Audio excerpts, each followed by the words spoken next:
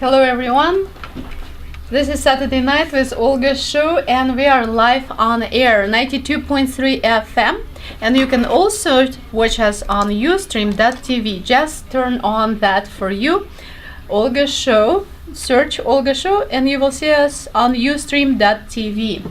We have plenty of guests today. Affordable solar roofs with Pamela Garcia, who would be first on our show.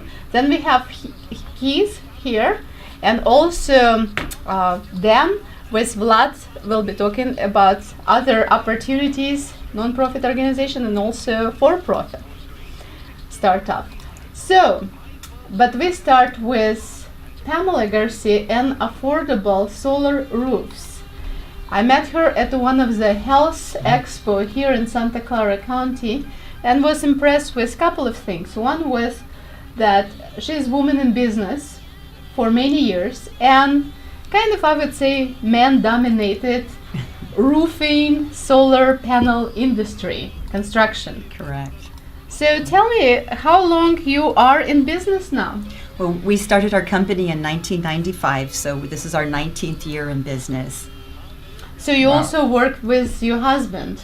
Yes, he's quasi-retired right now, but we did kind of start the business together, and that was one of the things. We wanted to have a family business because we always worked our own enterprises. I had another business prior to, and this was something that we thought we could get together and build as a family.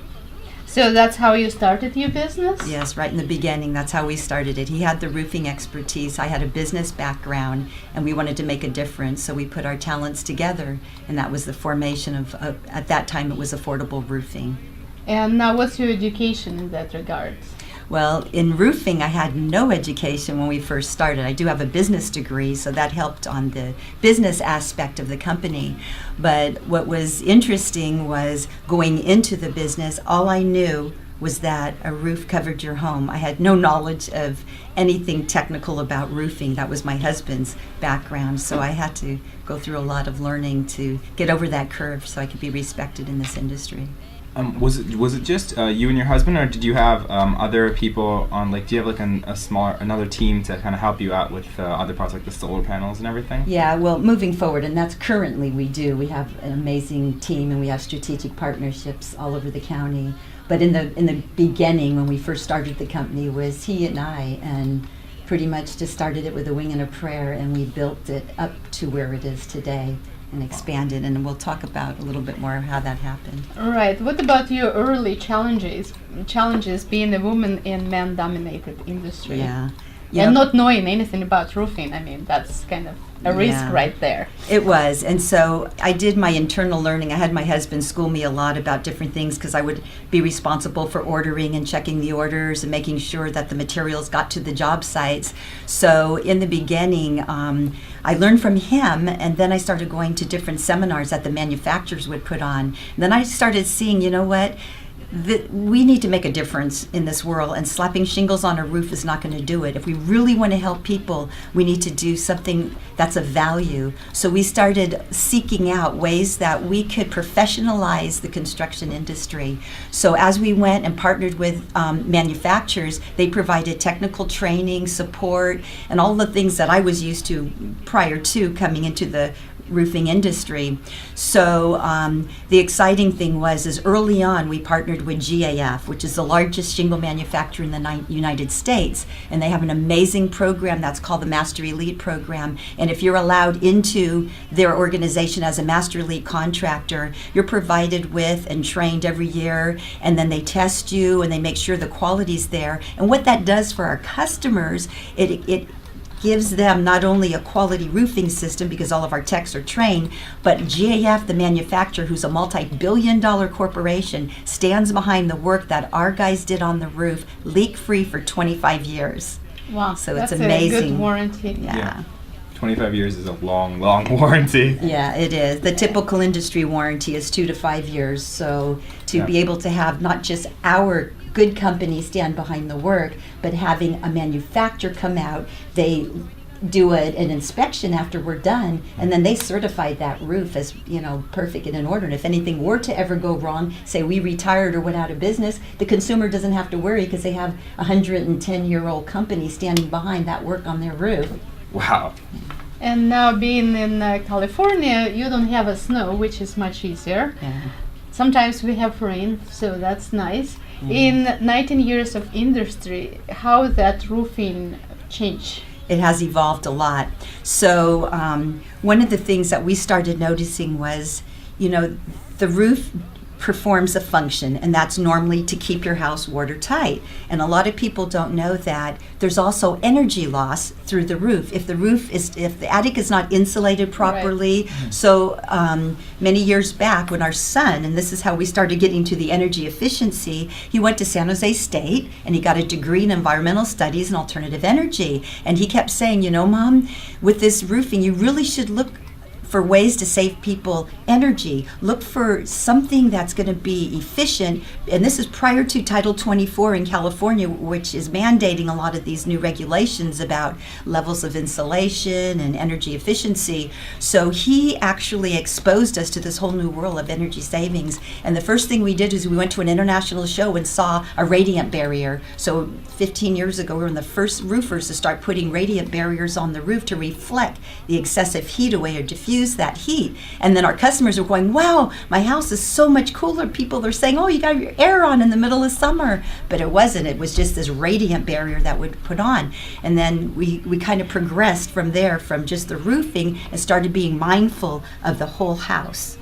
Right. What about, so that would be more energy management company. What about solar? When did you come to new area into roofing? So that was like another big challenge. After we mastered the roofing industry, then our son, being an environmental degree major, came out and he entered into the solar industry, and he was working in the industry. I think I should have invited him. You were so shy about him, so I didn't even know, so I'm just finding about him. Yeah, you'll have to talk to him. Amazing. Okay. And so he brought the solar technology to us. He had his own company for a while and then decided, the strength is in the company business. Mom and Dad, you've been in business for a long time. You have a wonderful reputation. It's so hard on me as a startup. Let's put our talents together and make this really happen. So he had the passion, the drive, and the desire, and the knowledge. So that was just the perfect platform for us to take off from.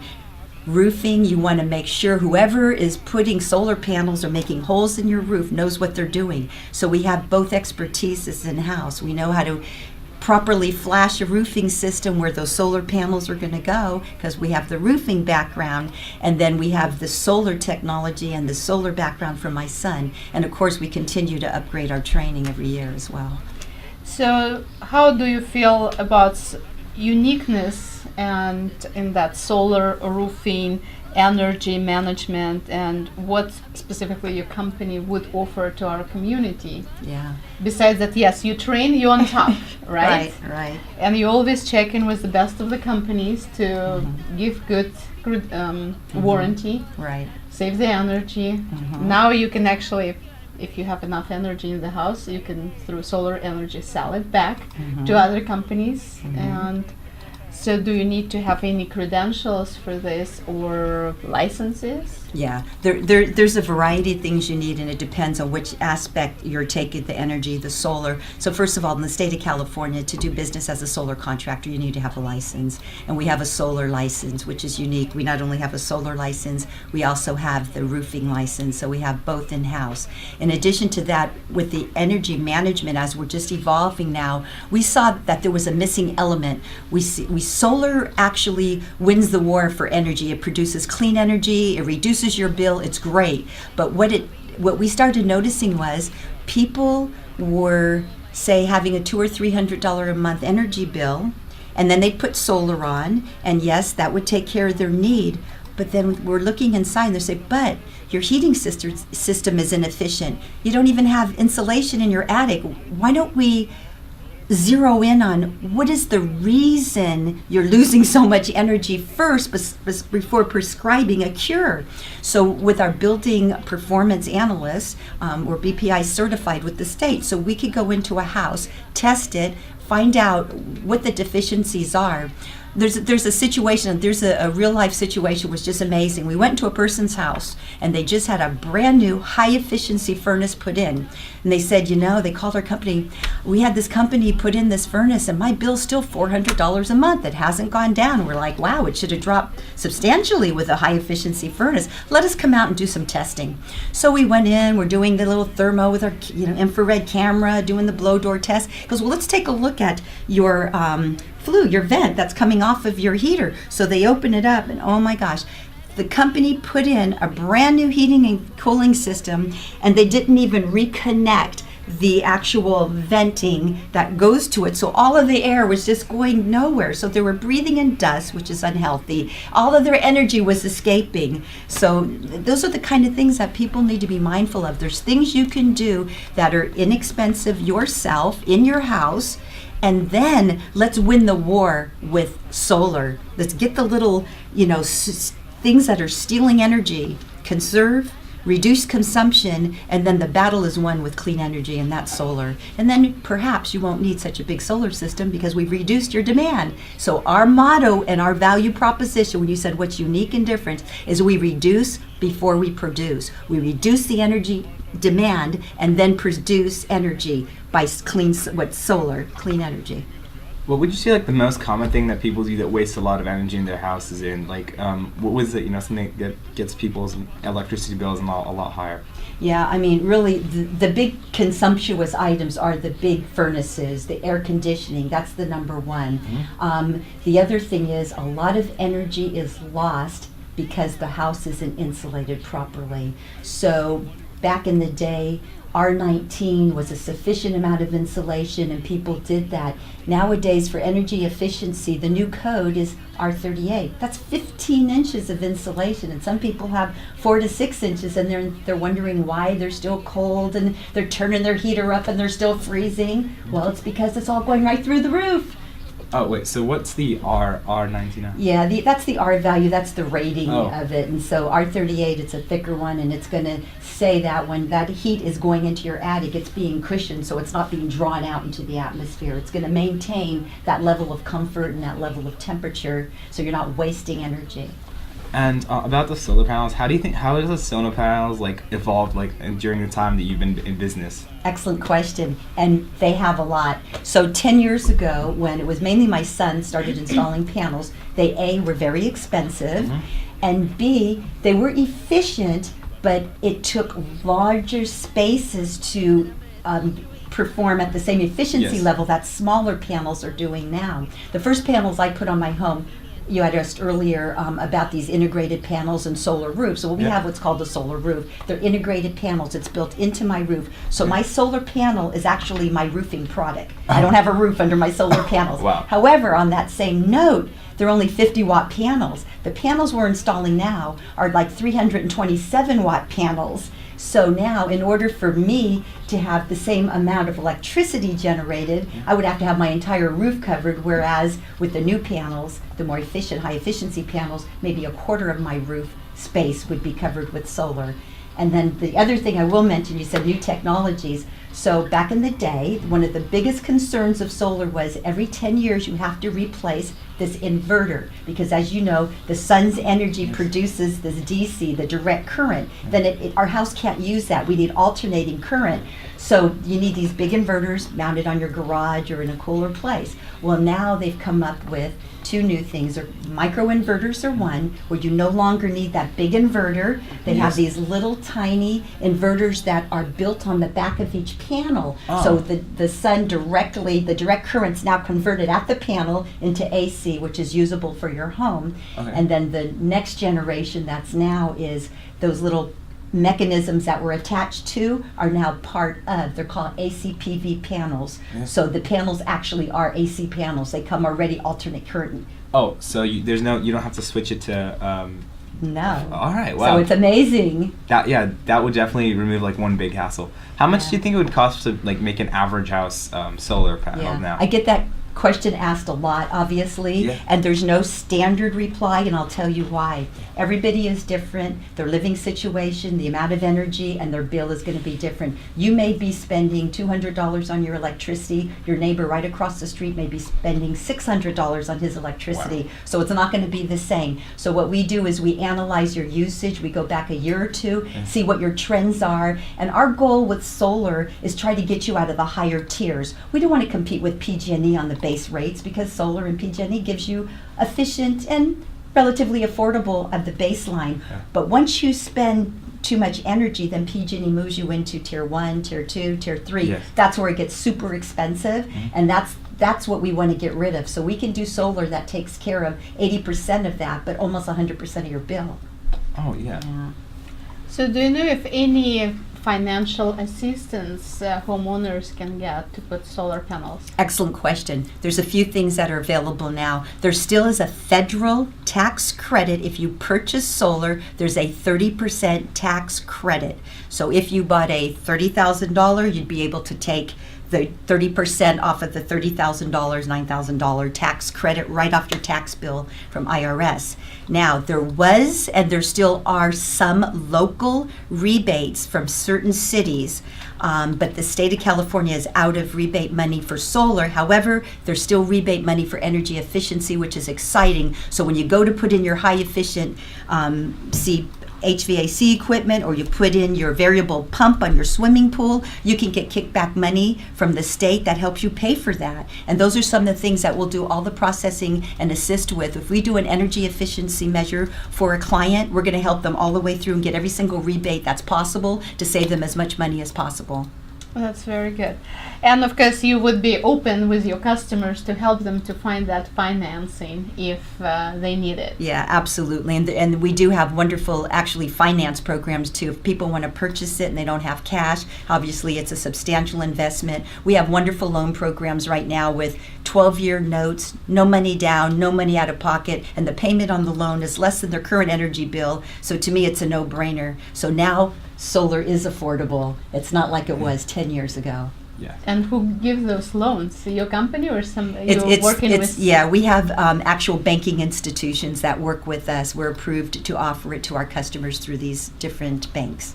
That's helpful. Yeah. Where do you see like solar going in the future? Like, how do you see it changing in the Okay. next 5 or 10 years? Yeah, if I were to look into a crystal ball and see where solar was, I think one of the things is we need to know how to capture and store the energy. So I think solar storage is going to become big. Right now they have it for more commercial applications and off-grid systems, big battery packs, but now what's happening right now is it's starting to evolve where they're starting to figure out how to capture the energy. So, because during the day, the sun's out, you're producing more energy than you necessarily need. So if you're grid tied to the PG&E or whatever your utility provider is, you're going to be feeding them that excess, and then they're going to feed it back to you at night. You're going to buy it back. You're going to sell it to them. They're going to buy it back.